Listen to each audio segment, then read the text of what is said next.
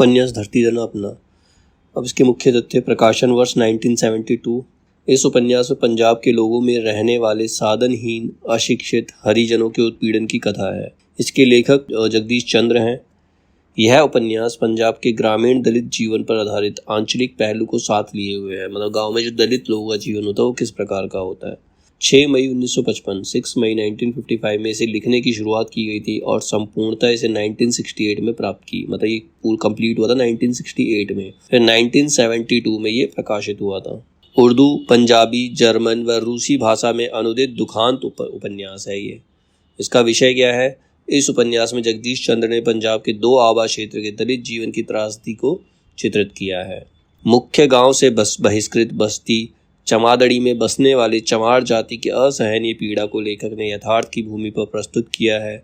जगदीश चंद्र के शब्दों में मेरा यह उपन्यास मेरी किशोरावस्था की कुछ अविस्मरणीय स्मृतियों और उनके दामन में छिपी एक अदम्य वेदना की उपज है। यह उपन्यास पंजाब प्रांत के होशियारपुर के घोड़ेवाहा गांव की कहानी है।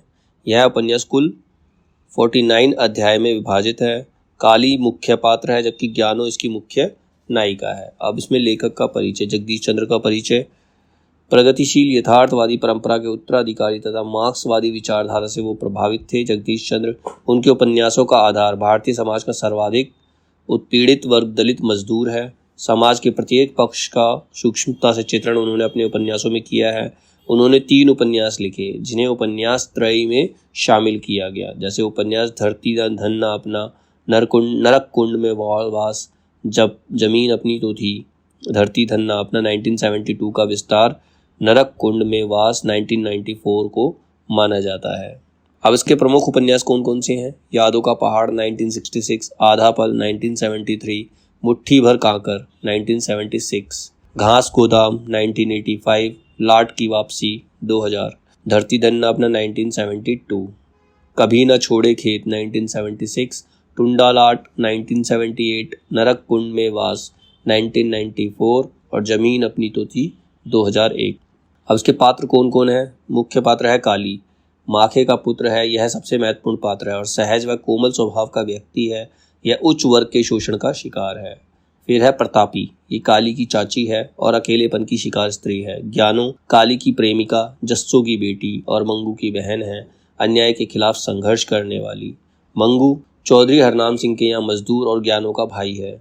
नंद सिंह पुश्तैनी जूते बनाने का काम करने वाला और बाद में ईसाई बन जाता है। निक्कू प्रीतो यौन शोषण के शिकार कई बच्चों की मां है।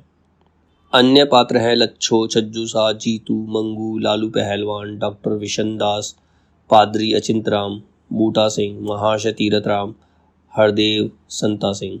अब इसकी भूमिका। धरती धन अपना की भूमिका क्या है? जगदीश चंद्र द्वारा प्रकाशित उपन्यास धरती धन अपना 1972 में प्रकाशित हुई थी। इस उपन्यास में जगदीश चंद्र ने पंजाब के 2 आवास क्षेत्र के दलित जीवन की त्रासदी को चित्रित किया है। मुख्य गांव से बहिष्कृत बस्ती चमादड़ी में बसने वाली चमार जाति की असहनीय पीड़ा को लेखक ने यथार्थ की भूमि पर प्रस्तुत किया है। पर ऐसा नहीं है कि सिर्फ पंजाब में ही दलितों की स्थिति ऐसी है, बल्कि ऐसी स्थिति हमें संपूर्ण भारत में दिखाई देती है। इस उपन्यास की कहानी 2 पात्रों काली और ज्ञानो के इर्द गिर्द घूमती है।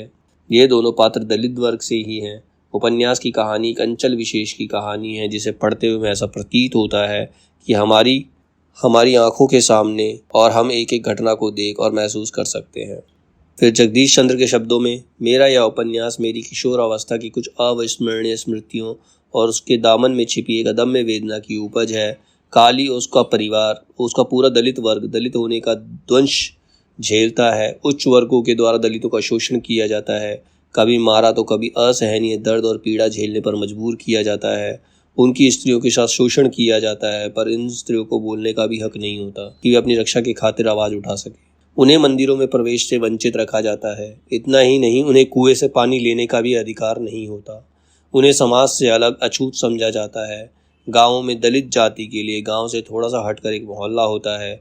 जगदीश चंद्र ने अपने इस उपन्यास में ज्ञानो और काली के माध्यम से दलित जाति में प्रेम संबंध को दिखाने का प्रयास किया है। इस उपन्यास को अंत तक पढ़ने के बाद ऐसा प्रतीत होता है कि दलित जाति के लिए प्रेम करना भी एक बड़े अपराध से कम नहीं है। ऐसा लगता है कि दलित जाति में प्रेम का अंत ही मौत होता है। काली और ज्ञानो का प्रेम संघर्ष, उनकी दुखद परिणति इस उपन्यास के अंत में दिखाई पड़ती है। क्यानो को उसकी माँ के हाथों जहर देकर मार देना और उसके बाद काली का कुछ पता न चलना। ऐसी ऐसी अनगिनत घटनाएं हमें इस उपन्यास में दिखाई पड़ती है, जिसे पढ़ने पर हमारा कलेजा कांप उठता है कि हमारे समाज में भी ऐसे लोग रहते हैं जो मानव होकर भी मानव पर ही अत्याचार करते हैं।